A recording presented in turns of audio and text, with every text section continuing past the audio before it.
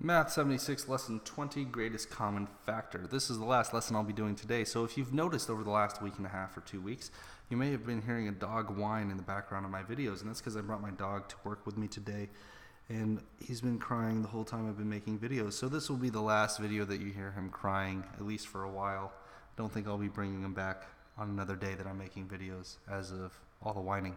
But this will be the last day. Actually, what? Let's do this. Hey, Dirk. Sit. Yep, that's my whiny dog. You've been hearing him in the background of videos, I want to say since like lesson 5 or 6. I don't remember how many I've done today. But he'll be going home after this video, and you probably won't hear him in the background much longer. Now, back to math. Whoa, I really messed up my camera when I moved it that way. Okay, let's get back on focus here. Greatest common factor.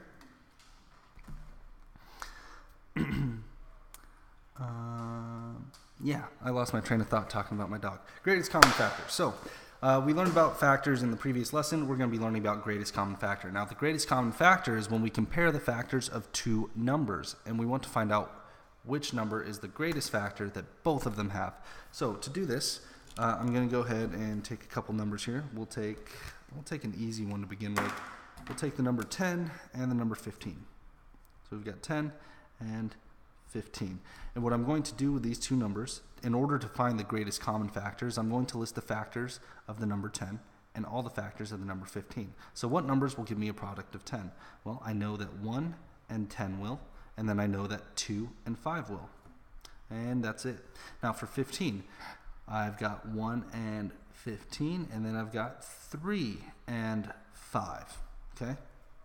Now, these are the factors of 10, these are the factors of 15. What I'm going to do now is I'm going to circle all their common factors, or all the numbers they have in common, right? So that's where we get the phrase common factors. So 10 and 15 have common factors of 1 and 5. Now, we see the common factors are 1 and 5. Now the question is, of these common factors that I've circled, which one is the greatest? 5, that's right.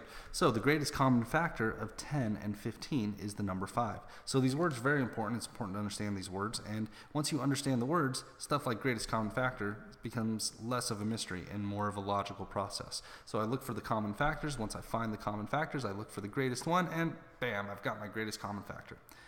Super easy. Now, let's try a couple more problems here.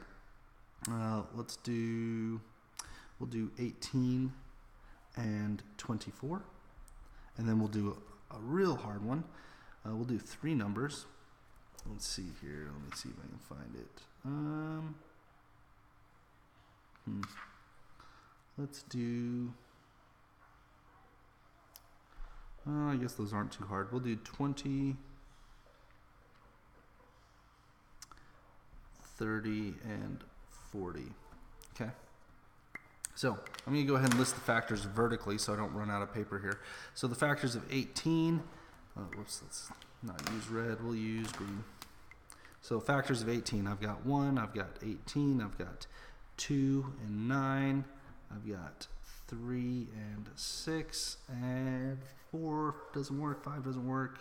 I've already got 6 on there, 7 doesn't work, 8 doesn't work either, and I've already got 9 on there. 10 doesn't work. Okay, great. So I found all my greatest common factors. Now let's do 24. So 1 and 24, 2 and 12, 3 and 8, 4 and 6, 5 doesn't work. I've already got 6 on there. 7 doesn't work. I've already got 8 on there. And 9 doesn't work, and 10 doesn't work either. Okay, so these are all my common factors. These are all my factors. You can go ahead and circle all the common ones in red. So 1 and 1 is an obvious. Let's see here. We've also got 2 and 2. We've got 3 and 3. Let's see here. 18. 6 and 6. Okay, great. So I've got all my common factors, 1, 2, 3, and 6. And the greatest one is 6. So greatest common factor is 6. Now, what if we've got 3 numbers? Dun, dun, dun. It's okay. Same process, just with 3 numbers. So let's start with 20, 1 and 20, 2 and 10. No, I was right. 2 and 10. And then 3 doesn't work. 4 doesn't. Oh, wait, no, it does. 4 and 5, and then 5 and 4. 6 doesn't work. 7 doesn't work. 8 doesn't work. 9 doesn't work, and we've already got 10. Okay, so I've got my factors of 20. Let's go with 30. 1 and 30. 2 and 15. 3 and 10. Okay. 4 doesn't work. 5 does work. 5 and 6, and then 6 is on there. 7 doesn't work. 8 does not work. 9 does not work, and I've already got 10. Okay, so those are my factors of 30. Now let's go to 40. I've got 1 and 40, 2 and 20. 3 does not work. 4 and 10 does work.